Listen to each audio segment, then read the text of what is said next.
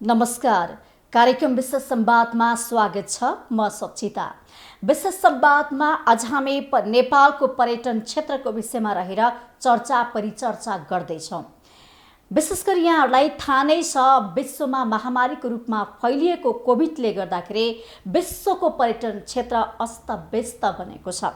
त्यसमा पनि नेपालको पर्यटन क्षेत्र पनि अछुतो रहेको छैन।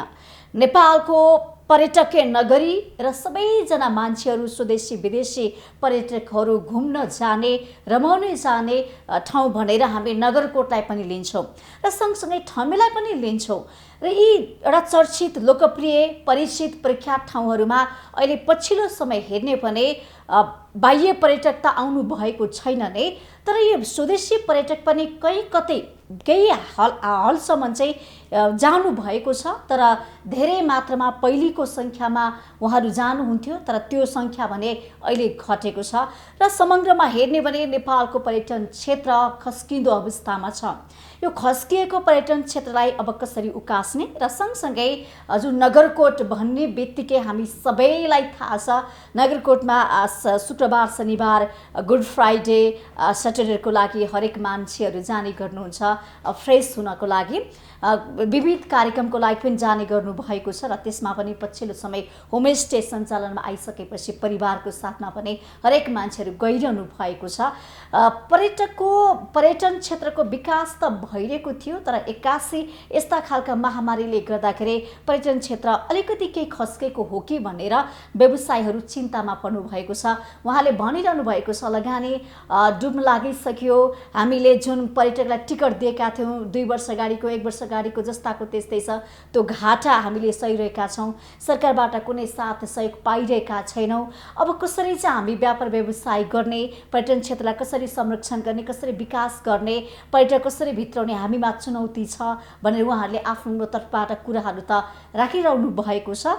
पक्कै पनि यो अवस्थामा नेपालको पर्यटन क्षेत्रलाई अब कसरी अगाडि बढाउन सकिन्छ भनेर आज हामी चर्चा गर्दैछौँ। विगत 19 वर्षदेखि पर्यटन क्षेत्रमा उहाँले काम गर्दै आउनु भएको छ। उहाँको बारेमा यहाँलाई म थोरै बताउँछु। उहाँ Himalayan Exodus Treks and Tours प्रणालीको एक्जिक्युटिभ डाइरेक्टर हुनुहुन्छ र सँगसँगै नाल्दुम नगरकोट जेसेसका संस्थापक हुनुहुन्छ। त्यसै गरी उहाँ अध्यक्ष हुनुहुन्छ मानव अधिकार सङ्गठन मण्डन देउपुर समितिका, र सँगसँगै उहाँ जनप्रतिनिधि पनि हुनुहुन्छ, वडा सदस्य मण्डन देउपुर वडा नम्बर 2 का काभ्रे पलाञ्चोकको।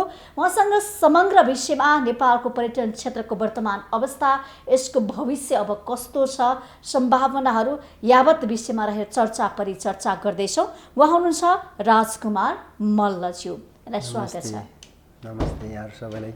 अब यो तपाईँ पर्यटक व्यवसायी हुनुहुन्छ होइन, ठमेलको पनि हुनुहुन्छ, सँगसँगै हाम्रो नगरकोटमा पनि तपाईँ आबद्ध जनप्रतिनिधि हुनुहुन्छ, सबै भूमिकामा रहेर काम गरिरहनु भएको छ। विशेष त आज हामी पर्यटन क्षेत्रको चर्चा गर्दैछौँ होइन। नेपालको पर्यटन क्षेत्र, त्यसमा पनि नगरकोटको अवस्था चाहिँ अहिले वर्तमान अवस्था कस्तो छ, कहाँ पुगेको छ? म विगत मेरो जन्म भन्नै पर्दा जन्मथलोदेखि कर्मथलो नगरकोट नै हो। मैले बच्चाको उमेरदेखि लामो समय पर्यटन क्षेत्रमा एउटा गर्वका साथ भन्नुपर्ने हुन्छ, मेरो जहाँ जन्म भयो त्यो पर्यटन क्षेत्रै थियो।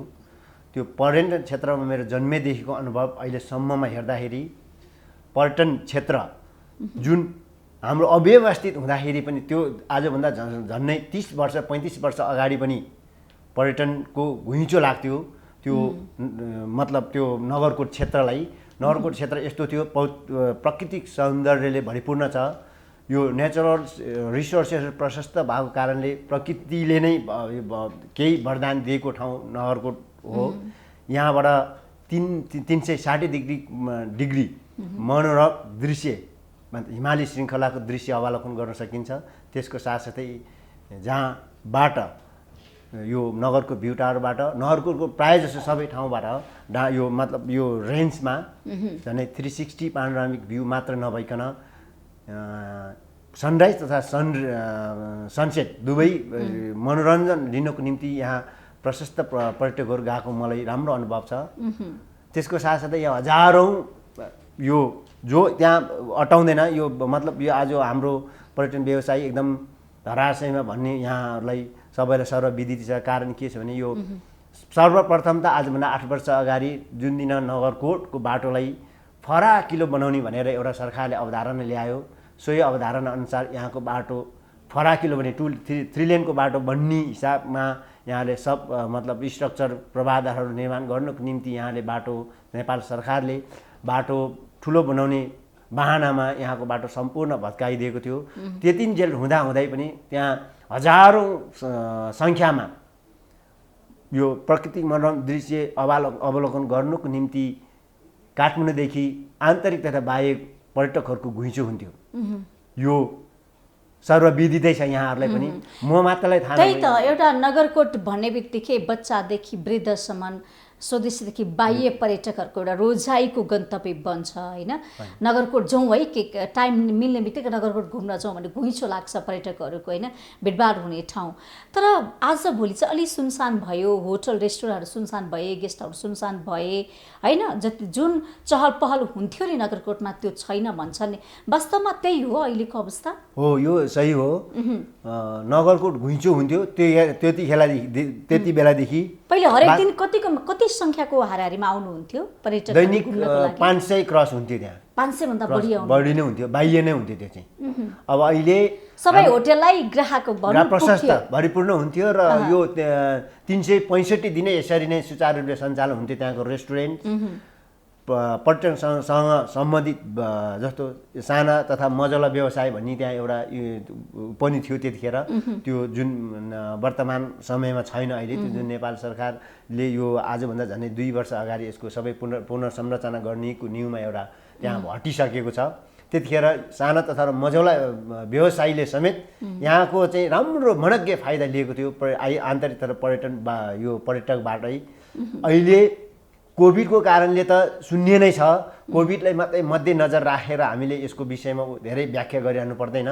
प्रथम त मैले भनिसकेको छु, मूलत यो नगरकोट भक्तपुर नगरकोट 18 किलोमिटर बाटो जुन त्यो फराकिलो बनाउने बहानामा 8 वर्ष बित्दा समेत यहाँको बाटो संरचना राज्य स्तरबाट चाहिँ कुनै पनि तुरन्त बनाइहाल्नुपर्छ। नगरकोट एक पर्यटकीय गन्तव्य हो। पर्यटन नै नेपालको मुख्य आम्दानी स्रोत पूर्वाधार यो हो भनेर जुन राज्य पक्षले सोचिरहेको छैन। यसलाई राज्यले तुरन्त यसलाई चाहिँ मध्यनजर गरेर यो व्यवस्थित बाटो बनाइदियो भने फेरि कोभिड हुँदाहुँदै पनि कोभिडकै काम सिलसिलामा यो जसरी चाहिँ हिट गरिरहेको छ, कोभिडलाई मात्रै मध्यनजर राख्ने हो भने नगरकोटको बाटो पुनर्संरचना यथाशीघ्र नगर्ने हो भने कोभिड हटेर मात्रै, कोभिड निर्मूल भएर मात्रै नगरकोटमा खचाखच यो पर्यटकको घुइँचो हुन्छ भन्नेमा चाहिँ मलाई विश्वास लाग्दैन। प्रथममा त यसको कारण किन पूर्वाधारहरू, सडकहरू, हजुर, त्यहाँको खानेपानीको अभाव छ भन्ने सुनेको छु, शौचालयको अभाव छ रे हैन, त्यहाँको बाटोघाटो धेरै कुराको अभाव छ भन्छ नि। हो त्यस्तै हो, यो चाहिँ सही हो। किनभने पर्यटकको घुम्न त पर्यटक आउँछन् तर असुविधा प्रशस्तै छन् भन्छन्। के देख्नुहुन्छ? तपाईँ त्यहाँको स्थानीय बासिन्दा पनि हुनुहुन्छ होइन, एउटा पर्यटन व्यवसायी पनि हुनुहुन्छ। तपाईँको अनुभवले के देखाउनुहुन्छ पर्यटक नगरी जुन नगरकोटको अवस्था? यो मेरो आफ्नो व्यक्तिगत धारणा चाहिँ के छ भने अब यो पर्यटकीय नगरकोट यो कसैले बनाएको पर्यटक गन्तव्य क्षेत्र होइन, संरचना होइन, यो चाहिँ प्रकृतिको देन हो। यो जहाँबाट मैले अघि पनि भनिसकेको छु, यो चाहिँ नेचरल, यो चाहिँ रिसोर्सेसको निम्ति प्रशस्त धनी यो चाहिँ केन्द्र भएको कारणले त्यहाँ चाहिँ पर्यटक गएकै हो। यो हामीले चाहिँ आत्मसात गरेर बोल्नुपर्ने हुन्छ। र म त्यहीँको स्थानीय बासिन्दा भएको कारणले म जन्मेदेखि आजको दिनसम्म भएको यही हो। र मैले जति एक्सपेक्ट गरेँ त्यहाँको लगानीकर्ताले जसरी आफ्नो होटेल संरचना, आफ्नो एरिया, आफ्नो टोरी उहाँहरूले बनाउनु भएको थियो, एकदम मतलब अलिक सफा सुग्घर, निट एन्ड क्लिन। त्यसको साथसाथ त्यहाँको पर्यटक युनाइटेड एउटा भएर यहाँले भने जस्तै पर्यटक असल गन्तव्यको निम्ति चाहिने पूर्वाधार जस्तो टोयलेट, पानीको सुव्यवस्थित, त्यो अलिकति नभएको हो। त्यो व्यवस्थित बसपात छैन रे, पर्यटन सूचना केन्द्र छैन, खानेपानीको अभाव छ भन्छन्। अनि कसरी चाहिँ जाने त घुम्नको लागि? त पहिलो यो कुरा त पुर्याउनु पर्यो नि। हजुर, यो चाहिँ सही हो। मैले अघि नै भनिसकेँ यो कुरा। तपाईँ पनि एउटा पर्यटक व्यवसायी हुनुहुन्छ, आबद्ध हुनुहुन्छ, त्यो एउटा नेतृत्वमै हुनुहुन्छ नि त। यो विकासको लागि केही काम, पूर्वाधारको लागि केही काम गर्नु भएन? अहिले त अब होइन योभन्दा पहिला हामी अब जस्तो चाहिँ म पनि आफ्नो पर्यटन क्षेत्र गन्तव्य किनभने मेरो आफ्नो पर्यटन व्यवसाय चाहिँ यो हिमाल पहाड भएको कारणले गर्दा र व्यवसाय र हाम्रो बिचमा एउटा कोअर्डिनेसन नभएकै हो। व्यवसायले नै एक ढङ्ग रूपमा चाहिँ जसरी आफ्नै होटेल एरियालाई मात्रै आफ्नो प्रायोरिटीमा राखेर चाहिँ उहाँहरूले सञ्चालन गर्नुभएको थियो र राज्यको त्यो त्यहाँ हुन त अब यो हाम्रो आफ्नो स्थानीय जनप्रतिनिधिको पनि समस्या हुनसक्छ त्यो कन्टेस्टमा त्यतिखेरको समयमा हाम्रो पहुँच र आधार नभएको हुनसक्छ। यो पहुँच र आधार खोज्नुको निम्ति कम्तीमा त्यहाँ व्यवसायहरू युनाइटेड भएर सम्बन्धित निकायसम्म माग कम्तीमा आफूले गर्न नसकिने मागको रूपमा चाहिँ प्रस्तुत गरिदिनु भएको भए सम्म त यो व्यवस्थित भइसक्थ्यो होला। यो कुरा म अब स्वीकार गर्न सक्छु। अब स्वीकार गर्ने समस्या छ भन्ने पनि थाहा पाइसकेका छौँ हामीले होइन। अब समस्याको समाधान त गर्नु पर्यो नि त। यही कुरा अभाव छ भन्ने कुरा अब यो हामी गर्न सक्छौँ कि सक्दैनौँ समाधान? अब यही कुरामा चाहिँ अब म के जोड्न चाहन्छु भने म यस नालदुम नगरको नालदुम पर्यटन विकास समितिको अहिले त्यसको एक्टिभ मेम्बर पनि छु। बोर्डभित्र आएको एउटा बोर्ड एक्टिभ एक्जिक्युटिभ बोर्डमा छु। त्यो भित्र हामीले अहिले धेरैवटा प्रपोजहरू चाहिँ पेश गरेछौँ। जस्तो चाहिँ अब हामीले मण्डन देउपुर नगरपालिकालाई पनि केही बजेटहरूको विनियोजन गर्न लाएर चाहिँ व्यवस्थित त्यो खानेपानी अहिले जहाँ त्यो कफी सप डाँडामा बन्दैछ 75,000 लिटर्स खानेपानी व्यवस्थापनको निम्ति हामीले त्यो बजेट विनियोजन भएर काम पनि लगभग 90% भइसकेको छ। त्यो त्यस्तै गरी शौचालयको कुरा पनि हामीले गरेछौँ, डस्टबिनहरूको पनि गर्दैछौँ। जुन दिन हामी त्यहाँ चाहिँ प्रवेश भयौँ पर्यटन विकास समितिमा, त्यही पर्यटन विकास समिति मार्फत हामीले चाहिँ धेरैवटा कामहरू यो चाहिँ अब नयाँ ढङ्गले कसरी पर्यटनलाई अगाडि बढाउन सक्छ भन्ने एउटा जनचेतनाहरू पनि व्यवसायी र त्यहाँको समाजभित्र रहेर हामीले चाहिँ दुईजनाको बिचमा सम्बन्ध विस्तार गर्दै राखेका छौँ। त्यहाँ एउटा मैले भन्नै पनि हुन्छ योभन्दा अघिल्लो समयमा पर्यटन व्यवसाय र स्थानीयको बिचमा एउटा चाहिँ यो के भन्छ कोअर्डिनेटर सहकार्यको एउटा एकदम समस्या थियो। त्यो सम्बन्ध सुमधुर हुँदैछ। त्यही सम्बन्धले मलाई जहाँसम्म लाग्छ अब केही वर्षभित्रै जुन यहाँको खानेपानी समस्या अनि पर्यटन यो टोयलेट त हामीले लगभग निर्माण गरिसकेका छौँ। त्यसलाई यो कोभिडको कारणले मात्रै केही रोकिएको, दुईवटा शौचालयको व्यवस्था भइसकेको छ र अब सुव्यवस्थित मतलब बिल्डिङ तयारी भइसकेको छ। त्यसलाई सञ्चालनमा नल्याएको मात्रै। त्यसको नि अब यो नेपाल हामीलाई अब म आफै जनप्रतिनिधि भएको कारणले गर्दाखेरि नेपालको केही कानुनहरू पनि विकासको बाधक हुन्, यो म आफू स्वीकार्नुपर्छ र मैले प्रत्यक्ष बोल्नुपर्छ। मैले थाहा पाएको अनुसार हामीले यो सञ्चालनमा ल्याउनुपर्छ। खानेपानीको नै अभाव छ। खानेपानीको नै अभाव छ। मैले भनिसकेँ हजुरलाई 75 लिटर ट्याङ्की हामीले कफी सपको डाँडामा अहिले तयार गरेका छौँ। यो चाहिँ मण्डन देउपुर नगरपालिकाको। अनि त्यहाँ बस पार्कको पनि अभाव छ, व्यवस्थित बस पार्क छैन भन्ने कुरा पनि छ नि। लोकल यस्तो छ समस्या के छ भने प्रमुख त बाटोकै प्रब्लम छ। त्यहाँ व्यवस्थित बस पार्कसम्म त यो व्यवस्थित यो बस पार्कको निम्ति पनि हामीले यो गत वर्षदेखि नै बजेट विनियोजन गर्दै आएका छौँ र व्यवस्थित यो चाहिँ बस पार्क नहुनुको प्रमुख कारण चाहिँ के छ भने त्यहाँ ठाउँको अभाव छ। धेरै जस्तो ठाउँ चाहिँ यो नेपाल सरकारको अधीनमा भए पनि यो वनसँग रिलेटेड भएको कारणले गर्दाखेरि त्यसको चाहिँ धेरैवटा खुड्किलोहरू पास गर्नुपर्ने हुँदो रहेछ। त्यो कारणले गर्दा हामीले विकास गर्न सकिएन। यो मैले त्यो भने यो त्यही कारणले गर्दा यो असुविधा हुँदै पनि पर्यटक पनि आइरहेका छन् है। आजभोलि कतिकोमा हाराहारीमा आउनुहुन्छ? अहिले बाह्य पर्यटक त झन्डै अब शून्य नै छ। कारण अब यो फ्लाइटको चाहिँ कन्टिन्युस अपरेसन नभएको कारणले नै हो र अनि फ्लाइटको मात्रै होइन विभिन्न मापदण्ड स्वास्थ्य मापदण्डको कारणले पनि त्यो विदेशीहरू अहिले आइरहनु सकिएको छैन। आइरहनु सकिएको छैन र कम्तीमा अहिले 90-95% चाहिँ यो फ्राइडे स्याटरडे गुड फ्राइडेको यो अर्थात् विकेन्डको यो सेलिब्रेसनको निम्ति हामीले नगरकोटमा चाहिँ लगभग घुइँचो नै छ। यो फ्राइडे एन्ड स्याटरडे चाहिँ आइरहनु भएको छ। आन्तरिक पर्यटक अलिकति चाहिँ सुनसान बनेको यो नगरकोट अहिले चाहिँ अलिकति बिस्तारै त गति लिँदैछ, चलायमान हुँदैछ है। तपाईँहरू चाहिँ अब अलिकति केही आशमा बदलिनु भएको छ है? हजुर। अब यो यहाँलाई भनौँ धेरै कुराहरू समस्या छन्, सडकको मेन कुरा त सडकै छैन भन्नुभएको छ, अन्य समस्याको बारेमा त हामीले चर्चा गरिसक्यौँ होइन। यो वर्ष हामी सक्छौँ यो 78 सालसम्म हामीले यस्ता खालका समस्याहरू जुन नगरकोटमा देखिएका छन् प्रमुख समस्याहरू जसले गर्दाखेरि पर्यटक चाहेर पनि यस्तो समस्या के जानु भन्ने कुरा त निराश हुन्छ नि त होइन, असुविधाहरू भोगिरहेका छन् नि, त्यो समाधान हुन्छ 78 सालभित्रमा? अब योजना होला नि त। मैले आफूले बुझेको र मेरो आफ्नो पहुँचमा भएअनुसारको मैले के सोचेको छु भने यो वर्षभित्र हजुर चाहिँ अब स्टेबल गभर्मेन्ट रह्यो भने र गभर्मेन्ट यो चाहिँ केन्द्र सरकारमा कुनै समस्या रहेन भने भक्तपुर नगरको बाटो सम्भवतः केही मात्रामा हामीलाई पूर्ण रूपमा चाहिँ सबै चाहिँ जस्तो त्यो कम्प्लिट ब्ल्याक टप नभए तापनि कम्तीमा चाहिँ मेन बेस राखिदिएर यो धुलो रहित बनाउन सक्यो भने धुलो र हिलो रहित बनाउन सक्यो भने चाहिँ खाल्टाखुल्टी दुर्घटना हजुर यस्तो भोगेका छौँ भन्नुहुन्छ के पर्यटकहरूले? हजुर यो यथार्थ हो, किनभने अब म आफै त्यहाँ दैनिक हिँड्ने गर्छु र आजभोलि बर्खाको समयमा त हिलाम्बे हुन्छ, बाइकलाई त सबभन्दा ठुलो समस्या नै हुन्छ। अब पानी पर्दा हिलाम्बे हुने र अनि घाम लाग्दाखेरि धुलाम्बे हुने कारणले गर्दाखेरि मान्छेलाई अलिकति यो नगरकोट जाने मनस्थिति चाहिँ गलेको हो, पक्कै यो हो, यो चाहिँ 100% हो। के जानु त्यस्तो हुन्छ, म त्यो मेन्टालिटी भएको नै छ। त्यसको लागि चाहिँ अब केही अब डाइभर्सन केही मतलब गन्तव्य फरक गन्तव्यतिर चाहिँ उनीहरूको जस्तो आन्तरिक पर्यटकको पनि मन गएकै हो। यो कारण यो स्वीकार गर्नुपर्छ। मैले भनिसकेको छु यो मूलतः कहिलेसम्म धुलो खाने कहिलेसम्म हिलो खाने त पर्यटकहरूले होइन।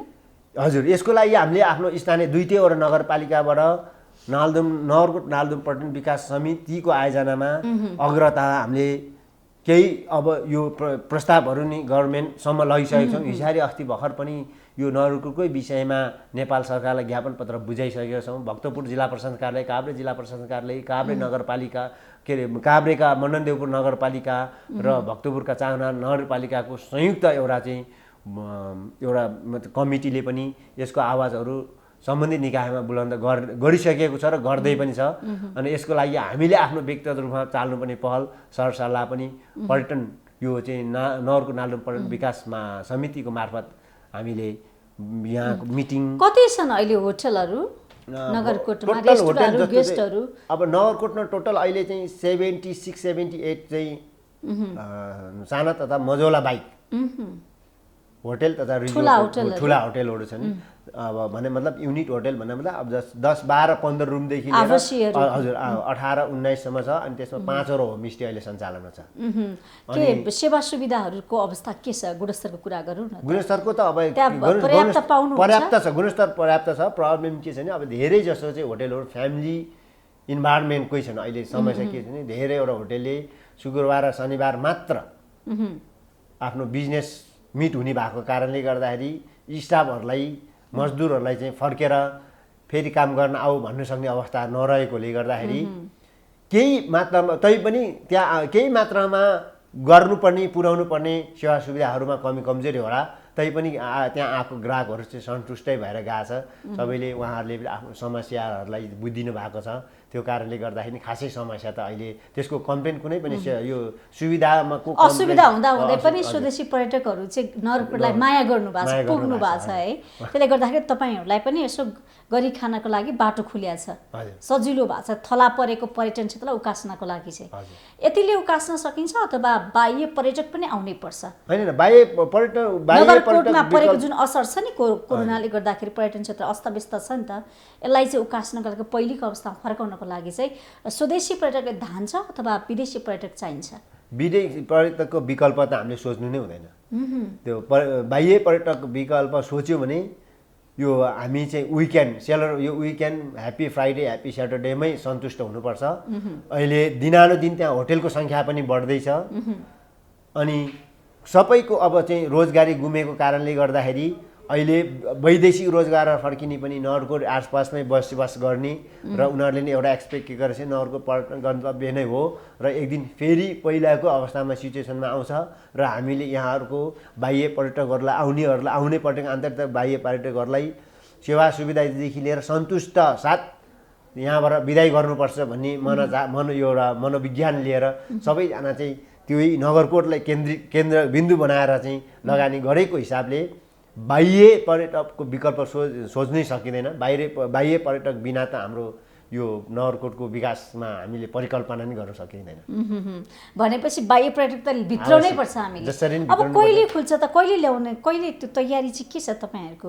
स्वदेशी त अब फाटाफुटा आइरहनु भएको छ, शुक्रबार शनिबार त प्याकै छ भन्नुभयो, अब अन्य दिनको लागि पनि त प्याक गर्नु पर्यो होइन, उहाँहरूलाई आउनको लागि चाहिँ त्यो खालको तयारी गर्नु पर्यो। अब विदेशी पर्यटक ल्याउने तयारी चाहिँ के छ त अब अहिले हाम्रो बोर्ड पनि अब त्यति राम्रोमा एक्टिभ लागेको छैन र सबै निराशा छन्। हुन त यो आशा यो अब मतलब अहिले आशा निराश भएर चाहिँ आशा मार्नुहुन्न भन्ने चाहिँ मेरो चाहना छ। यो अवसरको रूपमा लिनुपर्छ। यो चुनौतीको रूपमा लियो भने अझै हामीले भोलि निकट भविष्यमै केही आइहाल्यो भने यसको समस्या पर्ने हुन्छ। त्यसै कारणले यसलाई अवसरको रूपमा लिएर चाहिँ अझै अघि बढ्नुपर्ने अवस्था मैले देखिरहेको छु। त्यसको निम्ति अब नेपाल सरकारले सबैलाई तुरन्त यथाशीघ्रै त्यो यो जस्तो भ्याक्सिनको व्यवस्था, भ्याक्सिनेट एरिया जोन हामीले अस्ति भर्खर पनि 696 जना पर्यटनसँग रिलेटेड व्यवसायी, होटेल, मजदुर सबैलाई चाहिँ त्यहाँ स्पेसल एउटा डे प्याकेज बनाएर हामीले चाहिँ भ्याक्सिनेट मतलब सबैलाई चाहिँ भ्याक्सिन लगाइसकेको छौँ। मलाई जहाँसम्म लाग्छ यसको प्रचार गर्नु मात्रै सक्यो र नेपाल सरकारले फ्लाइटलाई सुचारू रूपले सञ्चालन गरिदियो भने र स्वास्थ्य मापदण्डलाई चाहिँ निरन्तर रूपमा चाहिँ पालना गर्ने एउटा चाहिँ दृढ प्रपोजको रूपमा चाहिँ नेपाल सरकारलाई चाहिँ यो मूलभूत रूपमा लागू गरिदियो भने मलाई जहाँसम्म लाग्छ यो आउँदो सिजन अक्टोबरबाट नै नेपाल नगरकोटले चाहिँ यसको भरिभरा हुन्छ र यसले केही काजुली फेर्छ। पहिलेको जस्तै खचाखच रूपमा देखिन्छ है। सुन्दरता पछिल्लो समय हरायो नगरकोटको भन्ने चर्चा पनि छ कि वास्तवमा त्यो जोगाउन सक्या हो? नगरकोटको सुन्दरतालाई हामीले बचाउन सक्या हो?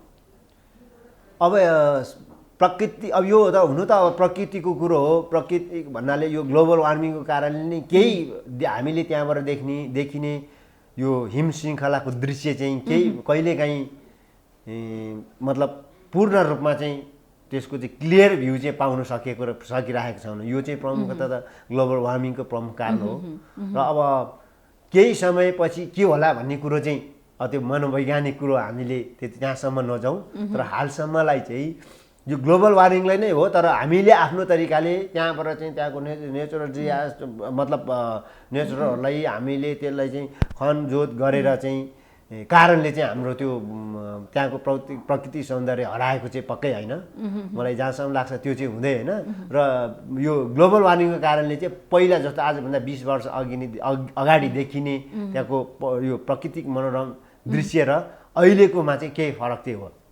पक्कै के सुन्दरतामा कमी आएको छ। हस्, यति बेला कार्यक्रममा पालो भएको छ विश्रामको।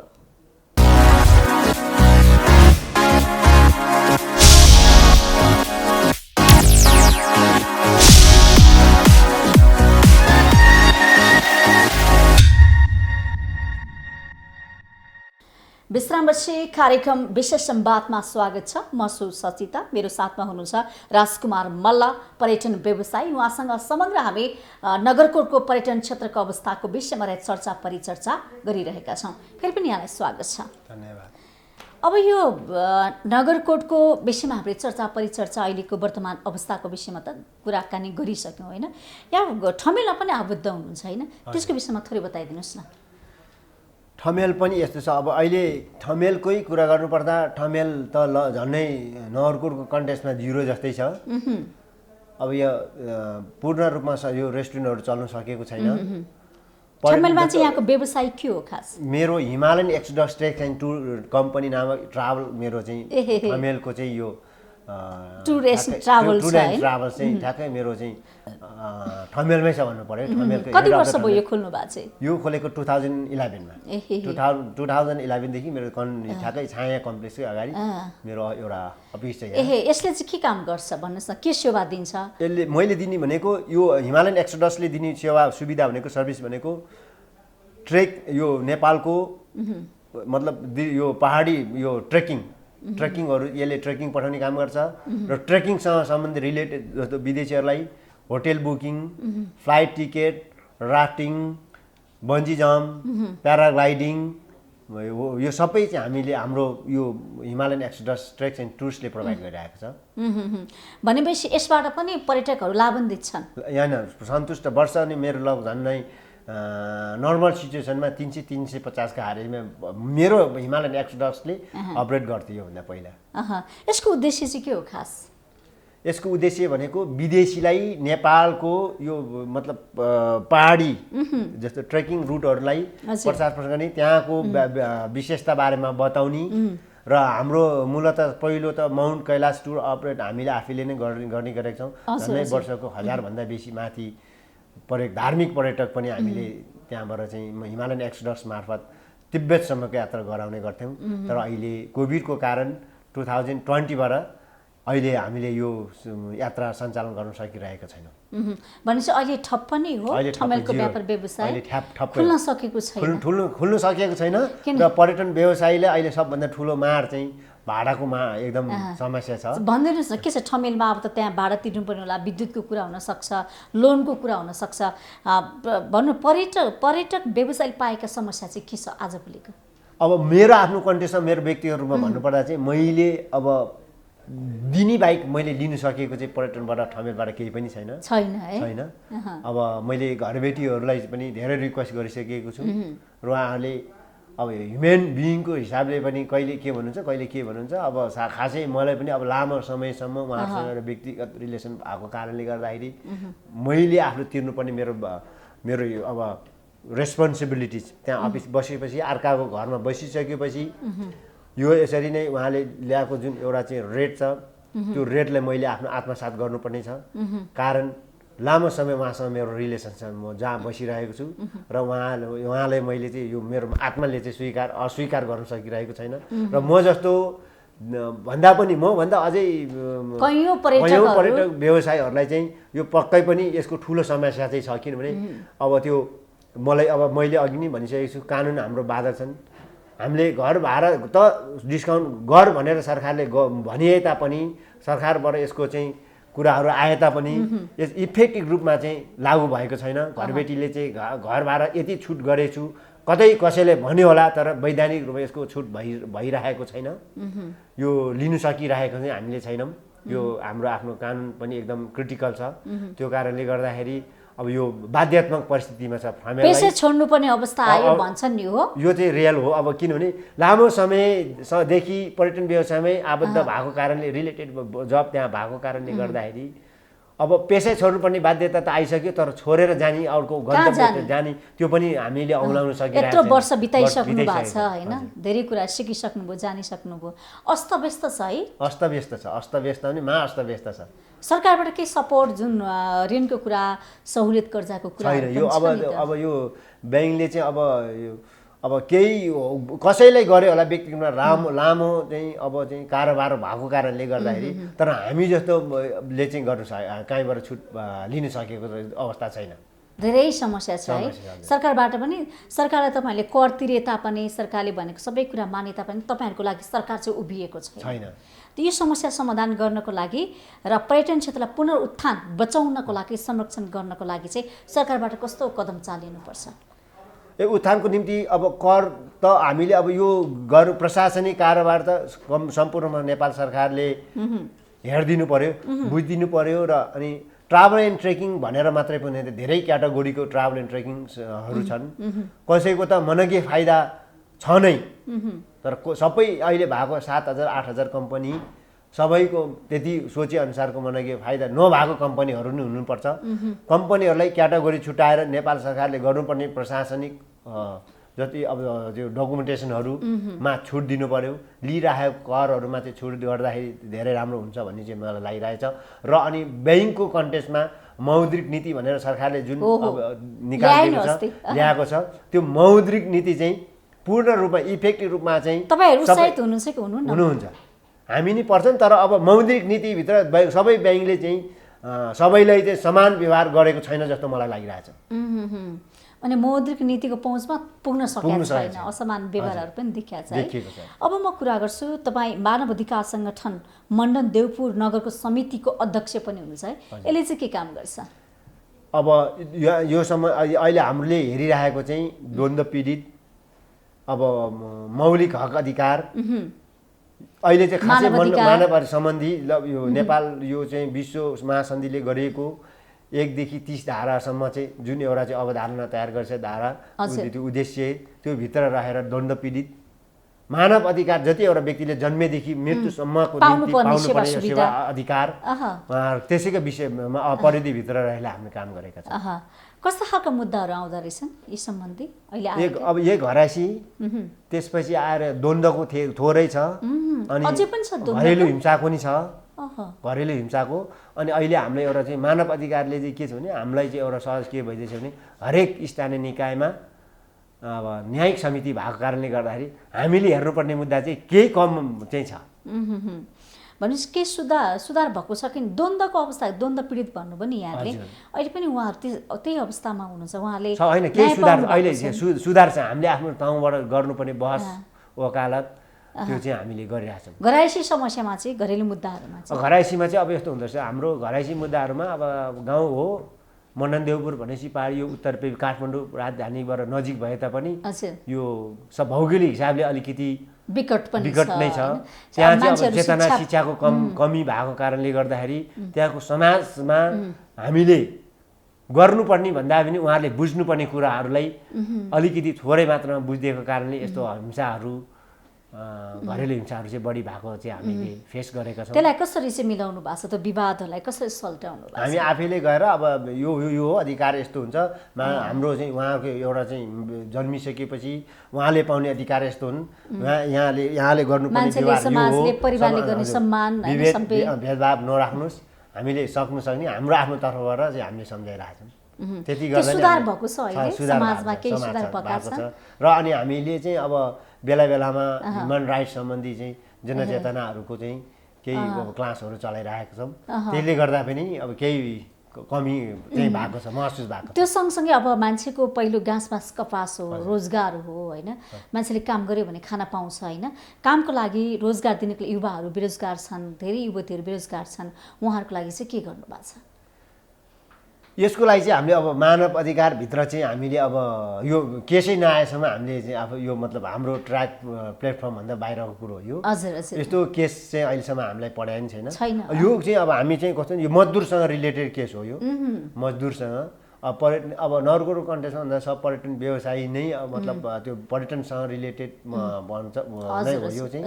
अब अहिले नगरको कन्टेक्समा हेर्नु पर्दाखेरि त्यहाँको मजदुरहरू, पर्यटन मजदुरहरू जुन होटेलमा काम गरेको थियो अहिले त रोजगार गुमेको छ र उहाँहरूले आफ्नो मतलब आफ्नै घरमा गएर अहिले उहाँले आफ्नै हिसाबले स्वरोजगारको कसैले चाहिँ कृषिको काम गर्नु भएको मैले पाएको छु। कसैले चाहिँ अब आफूले जाने बुझेको गाउँमै बसेर चाहिँ सानोतिनो व्यवसाय अहिले गरिरहेको। ती जनशक्ति त पलायन हुने भयो नि त अहिलेको कन्टेक्समा। समस्या त त्यो हो नि त, फेरि हामीले त्यस्तो जनशक्ति उत्पादन गर्न फेरि समय लाग्न सक्छ, यो त धेरै बचाउनु पर्ने, फेरि फर्काउने योजना छ कि छैन? छ यो यस्तो मैले भने अब यो कोभिडलाई नेपाल सरकारले नयाँ अवधारणा ल्याइदियो भने मैले भने आउँदो अब यो यसको 2वटा सिजन हुन्छ, सम्भवतः यो अक्टोबरमा नै हामी चाहिँ अब यो केही 100% भित्राउन नसके पनि यसको अपर्च्युनिटी ग्र्याब गर्ने चाहिँ अब हाम्रो यो नगरकोट नालदोम पर्यटन विकास समितिले गर्नेछ। कति जतिलाई रोजगार दिएको थियो नगरकोटले यसो सङ्ख्याको हिसाबमा? सङ्ख्याको टेन्टेटिभ त्यहाँ 1000 भन्दा माथि चाहिँ त्यहाँ इम्प्लोइड नै थियो होटेलमै। अहिले कति छन्? अहिले त ज्याला मजदुरको रूपमा छन्, यति नै भन्नु चाहिँ सकिँदैन। त्यहाँ धेरै जसो होटेलको अब सिलसिलामा के छ भने अब उनीहरूलाई बेसिक तलब दिएर मैले आफूले जाने बुझे आवश्यकता पर्दा बोलाउने अनि त्यसपछि टेन्टेटिभ यो चाहिँ डे बेसमा डे बेसको चाहिँ यसरी स्यालेरी दिएको छ र मिनिमम अब कति छ उनीहरूको मलाई जहाँसम्म लाग्छ 3000 5000 को दरले मिनिमम सबैलाई होइन त्यो चाहिँ अनि त्यति दिएर बाँकी चाहिँ आवश्यक परेको दिन फेरि भित्राउने फेरि बोलाउने हिसाब किताबले चाहिँ उहाँहरूलाई एग्रिमेन्ट गरेको जस्तो मलाई जहाँ लाग्छ त्यो चाहिँ अब नितान्त अब वास्तवमा नगरकोट किन हेर्न जाने भन्ने कुरा पनि हुनसक्छ हजुर प्रचार प्रसारमा केही कमी पनि भएको हो होइन हामी अब अरूको कन्टेस्टमा जस्तो म अहिले लगभग 42 जिल्ला त पर्यटन क्षेत्रको हिसाबमा पर्यटक यो ट्रेकिङ गर्ने सिलसिलामा घुमिसकेको छु धार्मिक है धार्मिकदेखि लिएर यो एडभेन्चरसम्म अब यसमा चाहिँ मैले के भेटेँ भने यो काठमाडौँको नजिक गन्तव्य भए तापनि प्रचार प्रसार चाहिँ कमी नै भएको छ इन्डिभिजुअल रूपमा जस्तो चाहिँ कोही आफ्नो होटलले धेरै सक्दो चाहिँ महँगोमा एडभर्टाइज गरेर केही मात्रामा भनौँ बेसी गरेको होला तर हुनुपर्ने नगरकोटकै समग्र नगरकोटको प्रचार प्रसार चाहिँ अरूको दाँजोमा अरूको कन्टेस्टमा चाहिँ कमै छ किनभने म इन्डियाको साटे त्यसपछि टिटिएफ ट्राभल एन्ड टुरिज्म फेयर त्यहाँको चाहिँ ठुलो एउटा चाहिँ फेयर ट्राभल फेयरहरूमा मैले मलेसियाको माटा फेयर सिङ्गापुर धेरै म त्यहाँ एटेन्ड मैले त्यहाँ प्रेजेन्ट गरेको छु र पार्टिसिपेन्ट पनि भएको छु त्यो कन्टेस्टमा सारा त्यो क्षेत्र देश नगरको आफ्नो एरियाबाट चाहिँ त्यहाँको चाहिँ त्यो प्रचार प्रसार छ तर हामीले आफ्नो नगरकोटको चाहिँ प्रचार प्रसार गर्न नसकेको नि मैले पाएको छु कारण किन हामीले धेरै कुरा थाहा छ त हामी नगरकोटको बारेमा तपाईँ पनि त्यहाँकै भनौँ स्थानीय बासिन्दा हुनुहुन्छ यो यस्तो छ अरू अब के छ भने मैले 2-4 होटलले चाहिँ आफ्नो त्यहाँ पार्टिसिपेन्ट लिएर इन्डिभिजुअल मतलब त्यो आफ्नो कम्पनी प्राइभेट कम्पनीको चाहिँ एडभर्टाइज छ तर मेरो चाहना चाहिँ के थियो भने जस्तो चाहिँ त्यहाँ भएको होटल मेरो होटलको अब जस्तो चाहिँ होमस्टेको ट्रेकर्स इन होमस्टेको प्रचार प्रसार नगरिकन नगरकोट नालडुम पर्यटन विकास समिति मार्फत त्यो नगरकोटको समग्र चाहिँ एडभर्टाइज गर्नुपर्छ भन्ने चाहिँ मेरो मान्यता हो सर्वप्रथम त पहिलो कुरो भनेको हामीले नगरकोटमा कसरी पर्यटन भित्राउने त्यो स्ट्राटेजी चाहिँ नगरकोट नालदुम पर्यटन विकास समितिले गर्नुपर्छ र यो कुरा म नगरकोट नालदुम पर्यटन तपाईं सदस्य पनि हुनुहुन्छ हजुर त्यो कुरा म राख्छु पनि र मैले बारम्बार राख्दै पनि आएको छु तर के छ भने अहिलेसम्म मैले नपाएको चाहिँ कम्तीमा हामीले नगरकोटको विषयमा नगरकोटको बारेमा नगरकोटको चाहिँ पाउने सेवा सुविधाको विषयमा नगरकोटबाट देखिने त्यो चाहिँ नेचुरल रिसोर्सेसहरूको बारेमा त्यो हामीले कम्तीमा चाहिँ आफ्नो तरिकाले अध्ययन गरेर चाहिँ यो चाहिँ हरेक चाहिँ नयाँ गुण तपाई पनि खोज्नु पर्यो नि नयाँ अनि त्यहाँ चाहिँ कम्तीमा त्यो गरेर अनि एक दिन हैन 2 दिनसम्म राख्न सक्ने त्यहाँ चाहिँ रोक्न सक्ने प्याकेज बनाउनु पर्यो र अनि सिङ्गो नगरकोटको विषयमा नै मतलब प्रचार प्रसार गर्न सक्यो भने मलाई जहाँसम्म लाग्छ पोखरा जाने लुम्बिनी जाने अरू अन्य गन्तव्यतिर जाने पर्यटक त्यहाँ केही एक दिन भए नि बेसी रोकिन्छ र नगरकोट नै जानुपर्छ भन्ने चाहिँ यसको प्रचार प्रसार गर्न सक्यो भने किन जाने नगरकोट के हेर्न जाने भन्ने कुरा त्यसको बारे प्रचार त्यसको जस्तो Sunrise more than tea and coffee more than tea Sunrise and विशेषताको बारेमा हामीले चाहिँ त्यो चाहिँ अब यो चाहिँ हामीले अब गर्नेछौँ यो चाहिँ मलाई जान्छ धेरै मान्छेलाई थाहा छैन नि एक दिन जानु छ त्यसपछि फेरि फर्केर गएको दोरिनु पनि पर्यो नि त पटक पटक जानु पर्यो नि त त्यसले गर्यो भने पो अनि आर्थिक स्थिति सुधार हुन्छ त आकर्षित गर्नको लागि चाहिँ के छ मुख्य योजना अब यसपालि चाहिँ हामीले त्यहाँ तत्काललाई चाहिँ एउटा इको टुरिज्म पार्क बनाउँदैछौँ पार्क भ्यू पोइन्टको अवधारणा छ हामीले भ्यू पोइन्ट अनि अब हामीले गर्न सक्ने भनेको अब योजनाहरू हामीले हालिराखेका छौँ नगरकोटसँगै रहेको सानो एउटा चाहिँ खोलालाई चाहिँ यो पर्यटन ड्याम बनाउने र नेपाल सरकारको यो प्रदेशबाट चाहिँ यो पूर्वाधार यो चित्ते पूर्वाधार निर्माण पर्यटन पूर्वाधार निर्माण भनेर केही बजेट विनियोजन 50 लाखको बजेट विनियोजन भएको छ हामीले हाम्रो तर्फबाट माग गर्नुपर्ने ठाउँमा माग गरिरहेका छौँ र पहुँचको आधारले पनि कम्तीमा त्यहाँ अहिलेसम्म हामीले चाहिँ यो पूर्वाधारहरू सम्पन्न गर्न सकेका छैनौँ यो कारण अब चाहिँ मलाई लाग्छ के आय स्रोत नभएर सम्पन्न गरेको हो अथवा यो नीति हो कि नीतिगत तरिकाले हो कि के कारणले हो कानुनीको कारणले हो रोकेको हैन विकास त आय स्रोत गर्नु नै पर्छ र यो भन्दा पहिला मैले अघि जोड्न चाहन्छु भने त्यहाँको व्यवसायहरू युनाइटेड भएर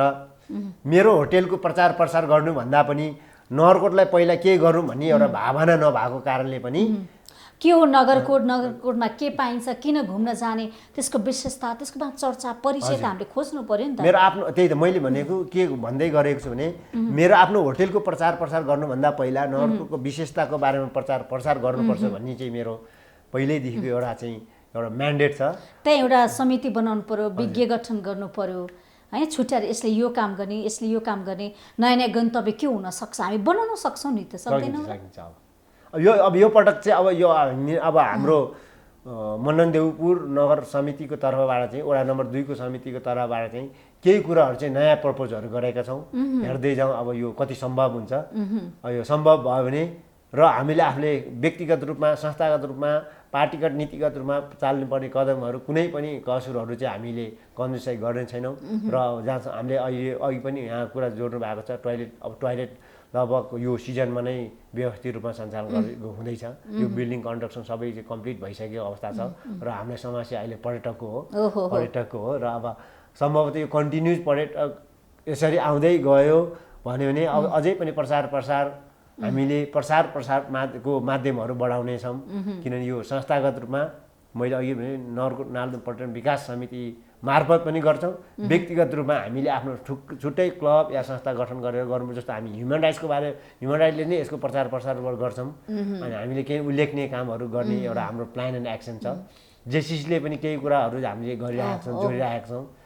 यो जस्तो चाहिँ जेसिसबाट पनि केही भइरहेछ है। भनेपछि अब नगरकोटको स्वरूपमा केही परिवर्तन हुँदैछ, नयाँ नयाँ कुराहरू थपिँदैछ। हजुर, आशा गरौँ। अब हाम्रो पर्यटकहरूले, स्वदेशी विदेशी पर्यटकहरूले नयाँ कुरा, नयाँ टेस्टहरू पाउँदै हुनुहुन्छ है। खानेकुरोमा चाहिँ के छ त्यहाँको हेर्ने हो भने के त्यहाँकै स्थानीय उत्पादनले स्थान पाछन् अथवा के छ? अहिले त धेरै मेनुहरूमा चाहिँ अब नेपाली खाना के अरे अटाएन भन्ने कुरा छ कि होइन। अहिले खानेकुराको कन्टेक्स्टमा गर्दा ठुलो होटेलले त अब आफ्नो उनीहरूको चाहिँ स्तरअनुसार खानेकुराहरू तयार गरेको छ। त्यो सबै लोकल हुन्छ नै भन्ने पनि छैन। उनीहरूको आफ्नो एउटा बिजनेस हो र लोकल त्यहाँ भएको साना तथा मझौला जुन व्यवसायहरू छ त्यहाँ अहिले पनि छन्, जस्तो चाहिँ आउने क्रम पनि जारी छ। उहाँहरूले चाहिँ अब चाहिँ रियल नेपाली टेस्ट त्यहीँको अर्ग्यानिक खानाहरू अहिले चाहिँ मतलब साना मझौला व्यवसायहरूले चाहिँ गरेको छ। र त्यहाँको मेन खानेकुराहरू के उत्पादन हुन्छ? ढिँडो भयो, साग भयो, आलु भयो, हजुर त्यहाँको अर्ग्यानिक फ्रुट जस्तो चाहिँ अहिले क्यारोटहरू, घिउ पनि हुन्छ है, घिउ आलु। अब अहिले भन्नुपर्दाखेरि साग, विशेष त साग नै हो। साग त्यहाँको एकदम टेस्ट हुन्छ है साग। त्यो चकाउनु हुन्छ मकै हैन? त्यो कतिको मन पराएका छन् पर्यटकहरूले? अहिले ढेँडो नै खाने भनेर जाने चाहिँ मैले धेरै पछिल्लो समय पाएको छु।